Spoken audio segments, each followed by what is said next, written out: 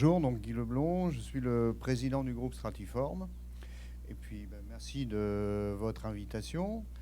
Je vais démarrer en quelques mots par vous présenter la société. Je vais faire un peu le focus de Google. Donc, nous produisons en Europe, nous produisons en France, nous produisons dans les Hauts-de-France. Et pour ceux qui connaissent les Hauts-de-France, nous produisons dans la Pévèle. Voilà, vous avez compris qu'on est à la fois attaché à nos racines et puis sur le slide, vous pouvez voir aussi qu'on est ouvert au monde puisque, pour vous donner quelques chiffres, on fait 22 millions, donc une très petite en toute humilité par rapport à ce que j'ai vu tout à l'heure, PME, mais avec 200 personnes, 30% à l'export et on fait bon an mal an 2 à 3% de notre chiffre d'affaires en R&D. La spécialité de la société, c'est nous sommes experts dans les matériaux composites. Ah, voilà, hop, je vais réussir. Voilà. Les secteurs d'activité, on est sur quelques grands secteurs, puisqu'effectivement, pour faire de la R&D, dans notre métier, il faut avoir des filières sur lesquelles on peut travailler sur le temps. Donc, vous pouvez voir le ferroviaire, la défense, le médical et l'énergie. Et donc, naturellement, on parle, le sujet d'aujourd'hui, c'est la mobilité. Et je vais pouvoir derrière vous expliciter un projet qui nous tient particulièrement à cœur sur la mobilité. Voilà, donc je vous ai dit qu'on consacrait 2 à 3% de notre chiffre d'affaires sur la recherche et développement. Et on n'a pas attendu effectivement tout ce qui a été dit sur ces dernières années au niveau de la transition climatique pour réfléchir à comment on pouvait éco-concevoir et particulièrement dans nos métiers. Donc vous pouvez voir un certain nombre de sujets. Vous verrez que un de nos chevaux bataille, c'est de travailler sur les matériaux biosourcés. Et pour ceux qui connaissent la région, on essaye de recréer une filière de lin. Et un des chevaux de bataille, c'est effectivement de remplacer les fibres de verre par de la fibre de lin. Donc la fibre de verre, vous voyez, consommateur d'énergie, qui plus est fabriquée en Chine, donc avec une énergie qui n'est pas forcément très décarbonée, à remplacer par de la fibre de lin qui se fait sur l'arc, je dirais, Normandie-Flandre, avec en plus un climat où on ne va pas trop consommer ni pomper dans la nappe phréatique. Donc par rapport à une empreinte ACV, on est multicritère. On n'est pas que décarbonation, parce que parfois on a tendance à se placer sur la décarbonation et oublier un peu les autres critères. Donc le sujet d'aujourd'hui, c'est effectivement de vous parler de ce projet Écotrain. Tout à l'heure, on vous a parlé de mobilité, de train léger. On est en plein dans le désenclavement de la ruralité. Il y a eu nombre de débats, d'ailleurs, y compris dans les Hauts-de-France, entre les régions, les politiques de région et la SNCF, sur les coûts. Il y a eu un rapport il y a quelques années sur un certain nombre de lignes qui étaient déficitaires. Et donc, des gens très savants ont dit que, après avoir supprimé les médecins, les boulangeries, on pourrait aussi fermer les petites lignes. Donc, il y a un certain nombre de gens et le changement climatique et je dirais le mouvement sociétal actuel a fait que, effectivement, on a pu développer un certain nombre de projets qui aujourd'hui sont portés par le gouvernement et par l'ensemble qu'on parlait tout à l'heure de Rhenium, d'Itrans ou de la filière ferroviaire, pour essayer de développer des nouveaux modes de mobilité. Donc ce mode de mobilité, nous, le but, c'est de faire un matériel, donc une solution qui soit décarbonée, qui soit économique. Aujourd'hui, le transport régional, c'est financé à 80% par les impôts, il faut savoir. Et puis de permettre à ces collectivités locales et à l'aménagement du territoire de conserver et voire de développer les accès sur la ruralité. Et donc on y arrive comment ? On y arrive en faisant une navette légère, éco-conçue, pour avoir une faible empreinte carbone, autonome et électrique. Donc on a parlé beaucoup des voitures électriques, mais là on est sur une navette électrique avec effectivement une énergie sur une production d'électricité photovoltaïque. Et qui plus est, avec le photovoltaïque, comme on se positionne aussi sur des marchés à l'export, on va s'affranchir des problèmes d'électricité plus ou moins carbonés suivant les pays. Voilà, vous avez là un certain nombre de sociétés, donc on est en consortium, Stratiform, Socofer, Syntony, donc éclaircies, sont 4 PME de taille à peu près équivalente.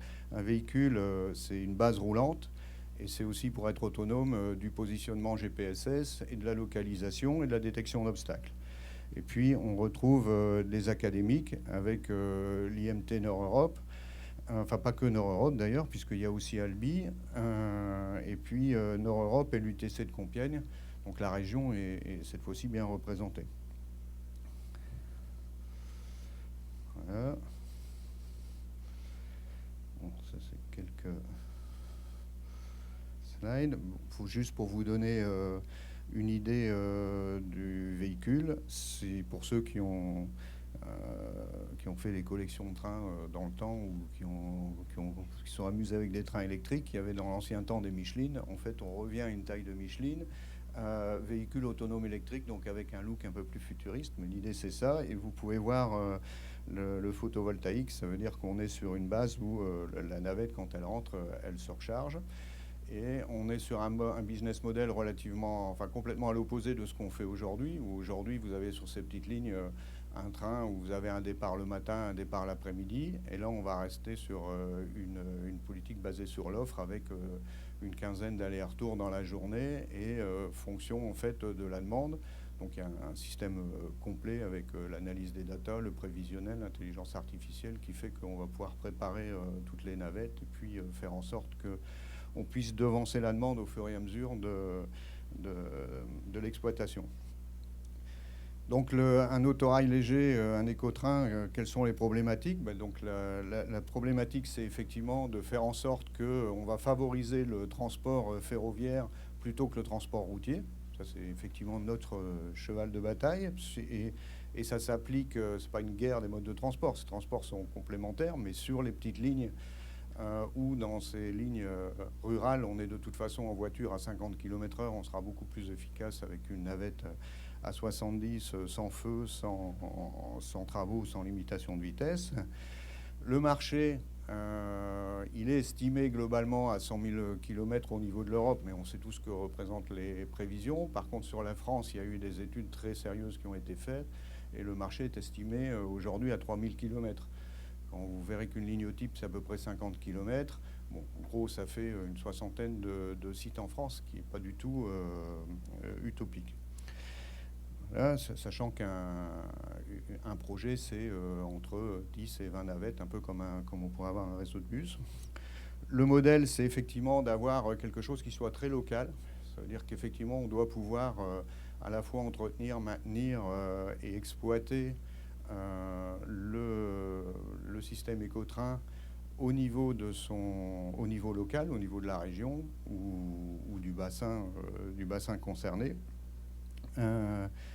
Donc les verrous technologiques aujourd'hui, on a des verrous technologiques au niveau de la légèreté, puisque là on a les mêmes problématiques pour le coup que dans l'automobile, c'est que si on veut augmenter l'autonomie et être efficace, il nous faut effectivement avoir les matériels le plus léger possible. On a un avantage dans le ferroviaire, c'est que le contact rail-roue est nettement moins pénalisant que le contact pneu-route au niveau de la résistance. Et puis derrière, il y a toute la partie autonomie. Même si on a fait beaucoup de progrès dans l'automobile, on voit que dans l'automobile, on est très loin du compte et qu'il y a même des voies qui sont plus ou moins arrêtées. Bon, là, aujourd'hui, dans le ferroviaire, on est quand même sur des voies guidées, donc on est sur quelque chose de plus simple, mais n'empêche qu'il faut quand même avoir une localisation à 10 cm près et puis une détection d'obstacles tout le temps et avec un niveau, un niveau de sécurité. Dans le ferroviaire, on parle de niveau SIL 2, SIL 3, SIL 4, donc à minima SIL 2. Pour vous donner une ligne type, bon, c'est vraiment pour situer, mais en gros, c'est 10, 20 000 ou 15, 20 000 habitants. Et derrière une ligne, c'est 40, 50 km. Et puis, voilà, ça, avec 15 allers-retours minimum et 12 navettes, ça permet d'avoir quelque chose qui soit économiquement très rentable et qui permette, enfin, pour le moins par rapport à ce qui est existant. Ce qu'il faut savoir, c'est que toutes ces petites lignes aussi, en général, elles sont aujourd'hui vouées à être transformées en pistes cyclables ou bétonnées. On est souvent sur des voies uniques et parfois non électrifiées. Ça veut dire qu'on va remplacer un mode propre, on va remplacer un mode diesel par un mode propre. Et derrière, on est sur une notion de système. Ça veut dire que derrière, on associe... hop.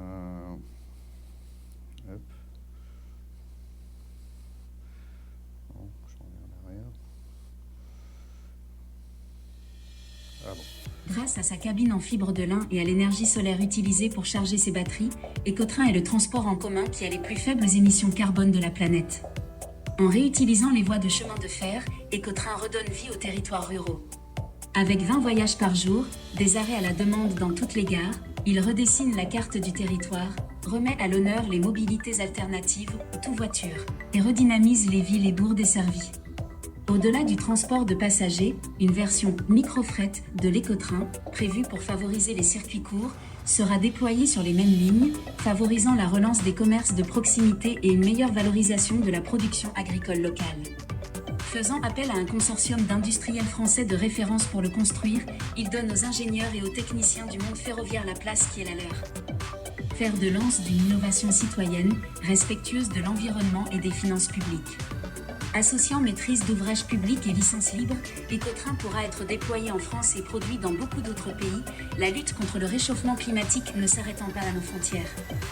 Grâce au savoir-faire des industriels partenaires d'Ecotrain, les premiers essais du prototype seront réalisés dès 2025 à Albi-Puygouzon. Voilà, donc j'ai été coupé par la vidéo. Globalement, ce que je voulais dire, c'est qu'effectivement, on est sur un ensemble systémique. Vous avez entendu parler de micro-fret, vous avez entendu parler... derrière, on a associé un projet Avatar qui permet d'avoir le dernier kilomètre sur des véhicules très légers électriques. Quelque part, la production électrique photovoltaïque sera excédentaire, donc on peut imaginer que sur les bourgs, on puisse aussi distribuer l'électricité et créer un peu une dynamique sur les différents bourgs de ces lignes qui aujourd'hui, pour avoir fait quelques lignes à pied, ont réellement besoin d'être redynamisés. Voilà, donc ça c'est un peu le projet. Donc aujourd'hui, alors j'ai entendu tout à l'heure qu'il y avait eu des records pour des permis de construire. Nous, c'est un projet sur lequel on travaille depuis 2 ans et demi aujourd'hui. Vous avez vu que ça a été labellisé par l'ANVAR, donc on vient juste de démarrer de toucher les financements, parce qu'il faut 2 ans pour y arriver, mais on y est arrivé, donc ça c'est bien. Et on rentre dans le vif du sujet avec un pré-démonstrateur qui doit être fait d'ici 2 ans et demi, et en parallèle la montée d'un démonstrateur. Le pré-démonstrateur va donner suffisamment de garanties techniques pour qu'effectivement on puisse avoir une certitude que techniquement tous les verrous technologiques ont été levés, et y compris les verrous technologiques, mais aussi les verrous, je dirais, qui permettent d'avoir en fait une homologation du matériel pour pouvoir le faire rouler. On est un peu comme dans l'automobile. Et puis derrière, en parallèle, d'avoir le démonstrateur qui lui doit être un démonstrateur commercial. Voilà. Puis vous avez vu qu'il y a un certain nombre d'acteurs régionaux, dont l'Occitanie, qui est associé au projet. Et on ne désespère pas d'ailleurs que dans les Hauts-de-France, on ait une manifestation d'intérêt. Voilà. Donc je suis prêt à répondre à vos questions.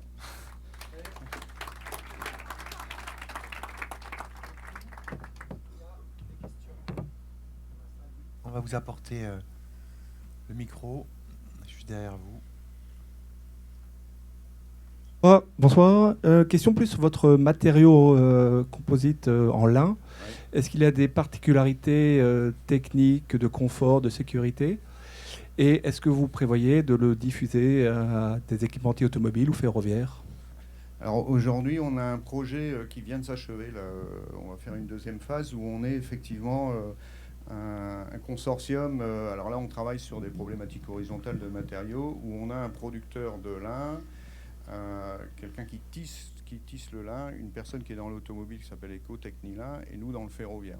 Et donc effectivement, on a des pièces, ça a été fait avec la SNCF qui était dans le consortium, non pas sur la recherche, mais comme cas d'usage. Et on a des pièces qui vont être montées le mois prochain pour être testées durant une année.